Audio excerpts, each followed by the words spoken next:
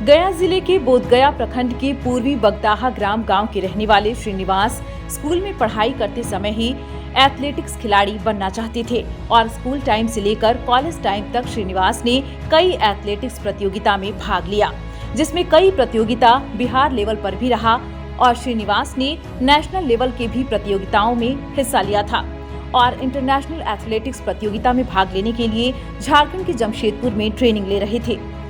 श्रीनिवास के कोच थे बगीचा सिंह और चार्ल्स रोमियो सिंह जी थे, जो पद्मश्री विजेता थे।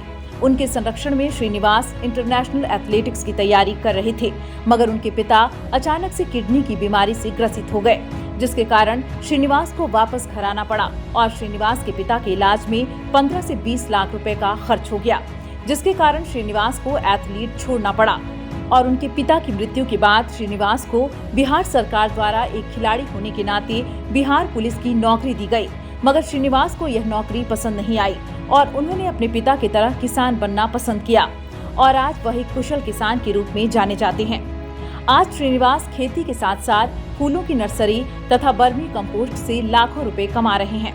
श्रीनिवास बताते हैं कि उनकी पढ़ाई 10th तक देवकेंट से हुई थी और उसके बाद वे नेशनल लेवल के एथलेटिक्स खिलाड़ी बने और झारखंड में रहकर इंटरनेशनल लेवल की ट्रेनिंग कर रहे थे। वे बताते हैं कि अपने समय के 800 मीटर और 1500 मीटर के रनर थे और उन्होंने ऑल इंडिया में बिहार का प्रतिनिधित्व किया था और उसमें भी वे गोल्ड मेडल लाए थे।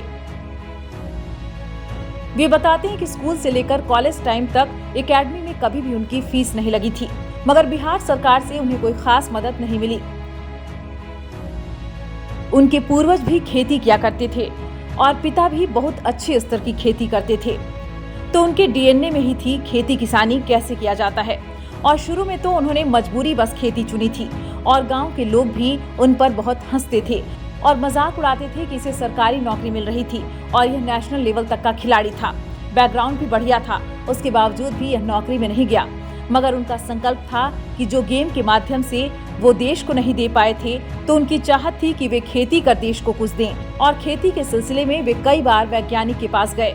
उनके साथ अच्छा संबंध बन गया और वहां से उन्हें बहुत सहायता मिली। वे बताते हैं कि वे खेती 4 तरह से करते हैं, एक तो खेती करते हैं और दूसरा फूलों की नर्सरी और बर्मी कंपोस्ट, और आज की तारीख में वे महीने के 70,000 रुपए कमा रहे हैं। श्रीनिवास बताते हैं कि वे एक नेशनल लेवल के एथलीट थे और सरकारी नौकरी में एक सिपाही रैंक की नौकरी करना उन्हें अपमानजनक लगा कि एक नेशनल लेवल के खिलाड़ी को एक सिपाही की नौकरी सूट नहीं करती है। और उनका बैकग्राउंड ठीक ठाक था। उनकी अपनी 30 एकड़ जमीन थी और वे 3 भाई थे। एक भाई के हिस्से में 10 एकड़ जमीन मिली और उसी जमीन पर आज वे खेती कर रहे हैं। श्रीनिवास बताते हैं कि शुरुआत में उन्हें बहुत कठिनाई का सामना करना पड़ा, क्योंकि वे कॉलेज लाइफ से खेती में आए थे और उन्हें कुछ जानकारी नहीं थी कि कैसे खेती की जाती है, लेकिन अब है कि खेती करना उनका पेशा बन गया है।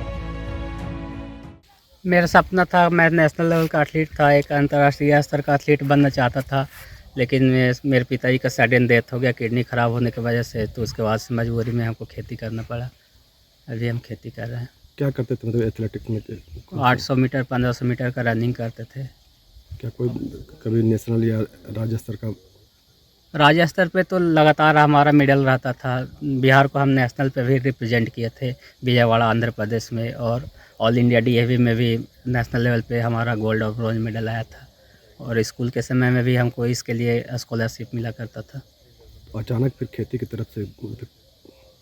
मेरे पिताजी का अचानक किडनी खराब होने की वजह से डेथ हो गया, तो घर परिवार का खर्च चलाने के लिए हमको मजबूरी में खेती करना पड़ा। और आज के डेट में खेती करना मेरा पैशन बन चुका है, मेरा शौक़ है खेती करें। क्या क्या करते हैं खेती में? खेती में बर्मी कंपोस्टिंग का मेरा काम है, एक छोटा सा डेयरी है, नर्सरी का काम कर रहे हैं और धान और गेहूं का भी खेती करते हैं। कुछ सरसों लगाए हुए हैं। अभी तो 15-20 दिन का मेरा प्लांट है, लेकिन मेरा पौधा देखेंगे तो वो खुद बोलता है कि कैसे हमने उसका नर्चर किया है। और लोगों को भी प्रशिक्षण दे रहे हैं, किसानों को भी? जी हाँ, समय समय पे हमारे पास एग्रीकल्चर के स्टूडेंट्स आते रहते हैं। 2-3 साल पहले बिहार एग्रीकल्चर यूनिवर्सिटी सब और के भी विद्यार्थी लोग आए थे। 1-1.5 महीना पहले Usha Martin agriculture university Ranchi के विद्यार्थी लोग भी प्रशिक्षण के लिए आए थे। और ये कि जापानीज NGO है निगडा, वहाँ के किसान लोग भी समय समय पर आते रहते हैं।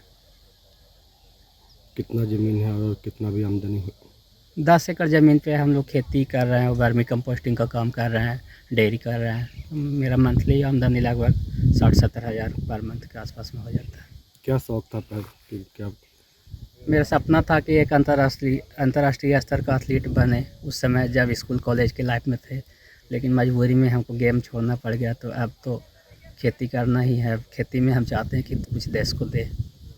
कैसे ये आइडिया आया कि खेती के जरिए?